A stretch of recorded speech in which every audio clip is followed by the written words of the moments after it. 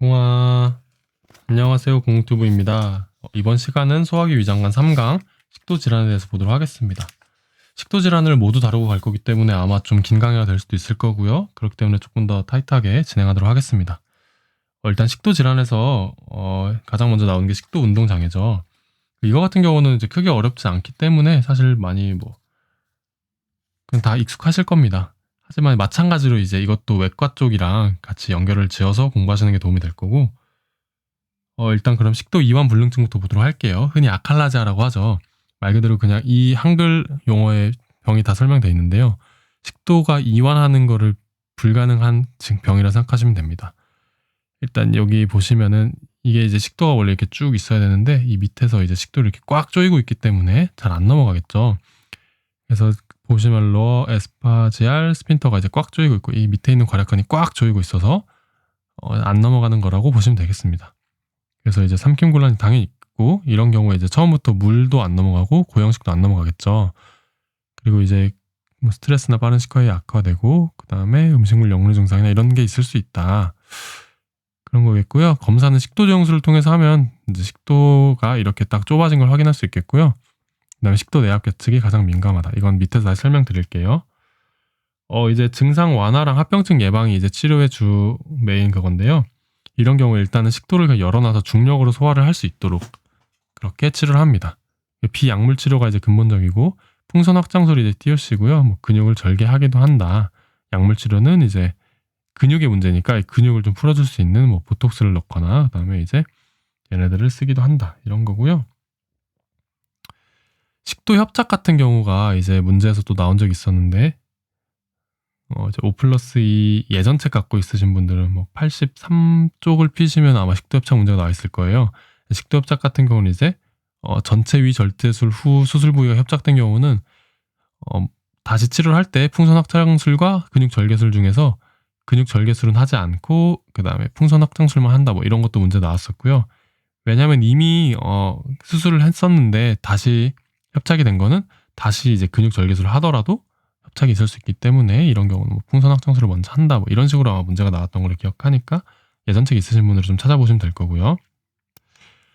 이거 제가 전 강에서 말씀드렸던 그 변비의 골반저 기능 장애가 되게 비슷한 느낌입니다.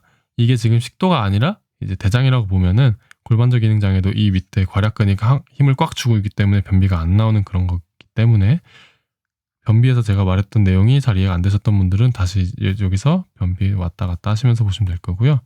이 배변 조영술에서 골반저근 수축이 유지된 그런 게 이것처럼 생겼습니다. 네. 그리고 이제 미만성 식도 경련 이렇게 있는데요. 이거는 그냥 이제 간헐적으로 비정상적인 식도 근육이 수축되는 그런 애들입니다. 뭐 흉통도 있고 연화곤란이 있을 수 있고요. 그럼 이제 이렇게 보시면은 조영술을 보면 이제 얘네들이 이제 막 전반적으로 수축이 돼 있는 거를 확인할 수 있습니다. 그래서 이제 이런 경우는 이제 약물 치료로 NC가 쓰이는데요. 이거 순환기에서도 보시는 분들 기억하겠지만 이제 변이형 협심증 같은 경우에서도 이제 스파즘이 작용하기 때문에 그런 경우에 이제 NC를 쓴다 이렇게 했었는데요. 네, 버라이언트 엔자인이랑 같기 때문에 스파즘이 관여하기 때문에 NC를 쓴다 이렇게 보시면 되겠고, 이 식도 내압 검사가 조금 이해를 하기 힘드신 분도 있을 텐데요. 일단 정상인 거를 보면은 각각이 어떤 게 문제인지 설명드릴게요. 이제 아칼라지아 같은 경우 이제 로어 에스파지알 스핀터가 이제 톤이 쫙 높아져 있잖아요. 이게 정상적인 압력이라 한다면 이게 항상 높아져 있기 때문에 이건 아칼라지아라고 확인을 할 수 있겠고, 그 다음에 이제 이 미만성 식도 경련 같은 경우가 각각을 보시면은 알겠지만 얘네들보다 압력이 막 높고 전체적으로 경련 일으키듯이 막 압력이 높은 부분들이 있으니까 얘는 미만성 식도 경련이다 이렇게 확인을 할 수 있겠고요.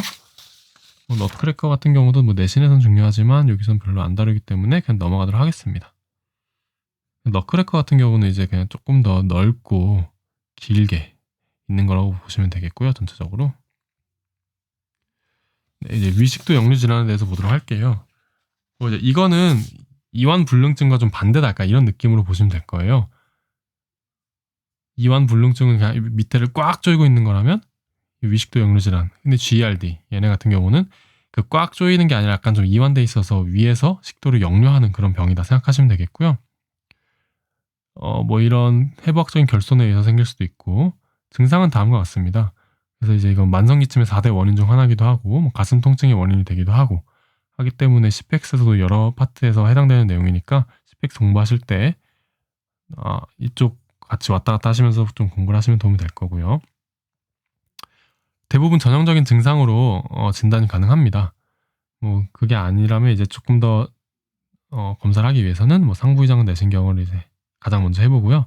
이걸 통해서 점막 손상을 확인해서 50% 이상 점막 손상이 없으면은 이제 점막 손상이 50% 이상 있는지 확인을 하고, 하지만 이게 점막 손상이 없다고 해서 GERD를 눌러서 할 수 있는 건 또 아닙니다. 왜냐하면 이제 노언이러시브 식도염이 또 가능하기 때문에 점막 손상이 없다고 이걸 배제할 수는 없지만, 하지만 점막 손상이 있으면은 위식도 역류진환을 생각할 수 있다. 뭐 이런 거고요. 골드 스탠다드는 24시간 보행성 식도 pH고, 이건 정량적인 정보를 얻을 수 있다는 거고, 치료적인 시도를 통해서도 이제 진단과 함께 치료를 할 수 있다, 이런 거고요. PPI를 이제 일주일 정도 사용해보고 효과가 있으면은 이건 GERD였구나, 이렇게 생각할 수 있습니다. 그래서 마찬가지로 전형적인 증상일 때 진단 가능하다 했으니까 전형적인 증상 시 확진 없이 치료를 하고요. 이런 생활 습관을 개선하고, 그다음에 악화 약물들은 얘네들이다. 보시면 알겠지만 위식도 역류진환을 악화한다는 놈들은 결국 이제 이 에소파지알 스핀터 톤을 좀 약간 완화시키는 애들이라고 보시면, 그럼 얘네를 결국에는 아칼라자의 치료로 사용할 수도 있겠다, 이렇게 좀 같이 외워두셔도 도움이 될 거고요. 추가적으로 이제 뭐 추가적이 아니라 그냥 이거의 이제 치료 같은 경우는 이제 PPI가 된다고 말씀드렸죠. 아침 식사 30분 전에 먹는 양성자 펌프 억제제로 치료를 한다, 뭐 이런 거고요. 아주 예전 문제에서 이게 알약제제거든요. 알약을 못 먹는 경우에는 H2 블로커를 쓴다, 뭐 이런 것도 언급이 됐었으니까 알아두시면 되겠고, PPI 같은 경우 양성자 펌프 억제제, 프로톤 펌프 이니비터 같은 경우는 머머프라졸로 끝나기 때문에 외우는 건 딱히 어렵지 않을 겁니다.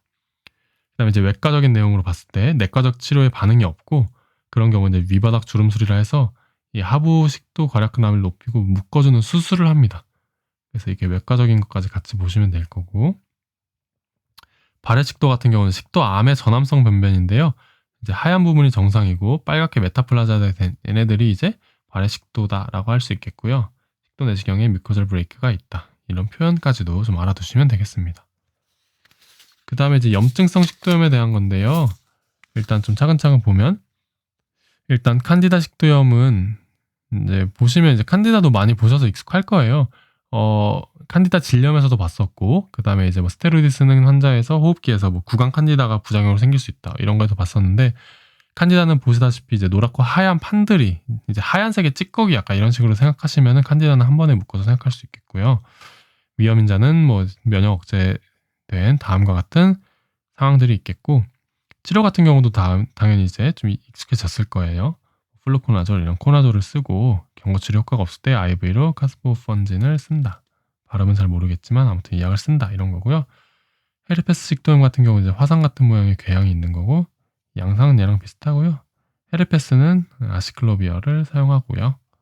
CMV 같은 경우는 이렇게 다음과 같이 거대 궤양이 있을 때 이런, 약간 저는 이제 거대 궤양에서 약간 자이언트에서 간시클로비아 이렇게 같이 외웠거든요. G 자이언트 크고 해갖고, 여러분도 그렇게 외우시면 될 거고, 뭐 부식 식도염 같은 경우는 이제 주로 마이너 응급 쪽이나 아니면은 예방약 쪽에서 다시 나오기 때문에 같이 좀 보시면 될 건데, 이런 경우 양잿물이나 세제, 산을 먹은 경우에는 이제 뭐 이렇게 해독제도 금기고요. NG 튜브도 금기다. 대증 치료를 한다, 이런 거고요. 마지막으로 뭐 이제 약제의 원인에 의한 경우는 주로 이제 노인에서 부적절하게 약제를 복용하는 경우가 생기는데, 약을 복용하고 이제 바로 눕거나 물 없이 약을 복용하거나 뭐 침상 생활을 장기간 했거나 이런 경우가 생길 수 있는 건데, 항생제나 이제 엔세이드 등에 의해서 생길 수 있고, 그 다음에 이제 이런 증상들이 생길 수 있고, 뭐 치료는 당연히 약제를 중단하고 약제 복용 교육을 하면 되겠다, 뭐 이런 거겠죠.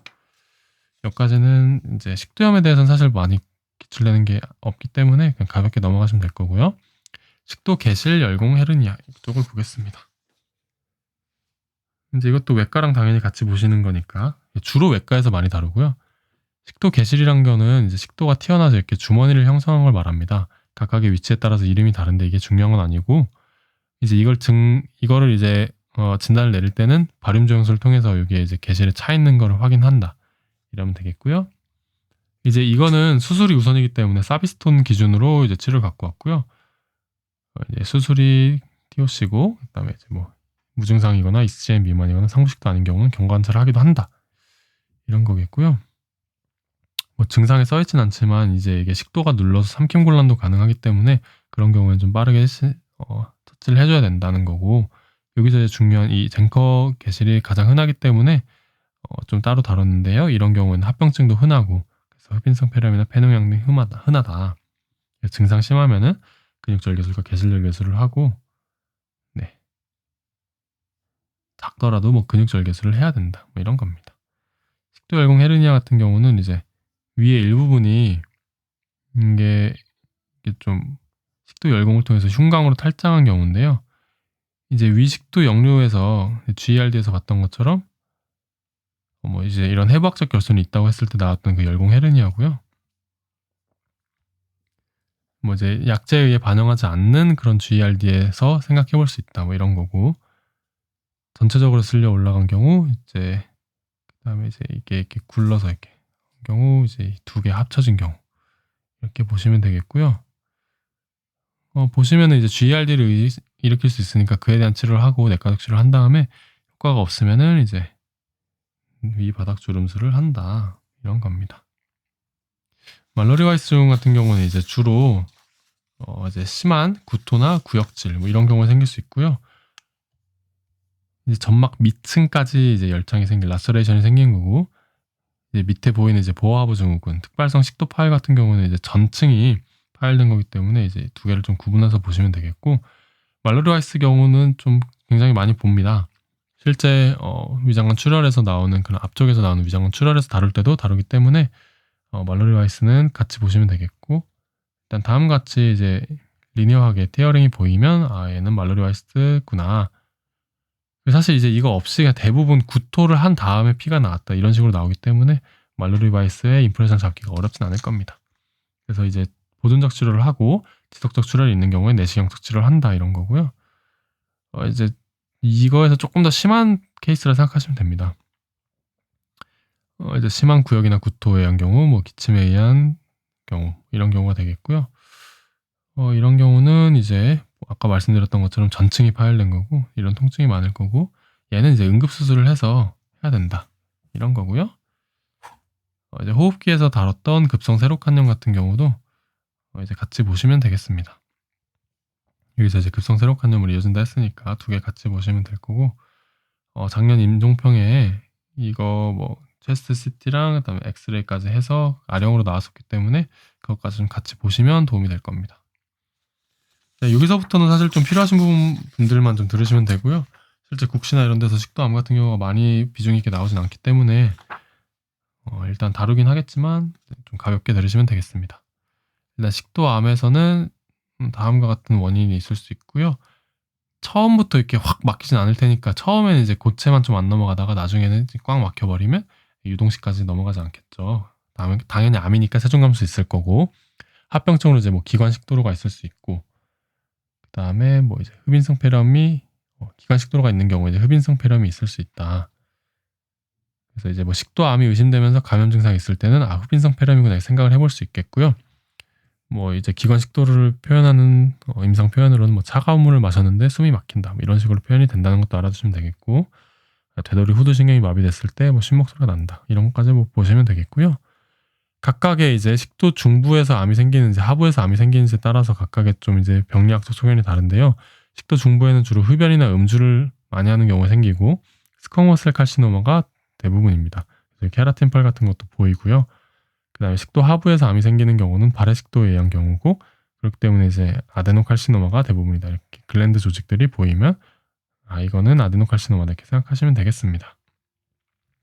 식도 조형 검사를 하면 이제 애플코어 사인, 이렇게 사과 갉아먹은 듯한 애플코어 사인이 보이면은 식도암이다 이렇게 생각을 할 수 있겠고, 그다음에 식도 내시경 및 조직 검사를 통해서 확진을 하고 병기 설정을 위해서 흉부 복부 CT를 하거나 이제 초음파를 한다 이런 거고요. 이제 이런 걸 하는 이유는 이제 인접 림프절과 다른 장기로의 전이가 좀 잘 일어나기 때문에 한다 뭐 이런 것까지도 좀 들어두시면 되겠습니다. 이제 얘 같은 경우는 이제 막혀서 안 넘어가기 때문에 그런 이제 부분들, 막힌 부분들을 잘라주는 그런 수술이 중요한 치료가 되겠다. 이런 거고요. 네, 여기까지 하면 식도질환도 마무리가 되었습니다. 좀 길어진 강의였는데 여기까지 들어주느라 고생 많았고요. 다음은 이제 진짜 소화기의 꽃이라고 할 수 있는 위부터 해서 위장관을 좀 다 보도록 하겠습니다. 고생하셨고요. 이해 안 되시는 부분에 좀 잘못된 내용이 있으면 댓글로 남겨주시고 피드백 많이 부탁드리도록 하겠습니다. 구독, 좋아요 부탁드릴게요. 감사합니다.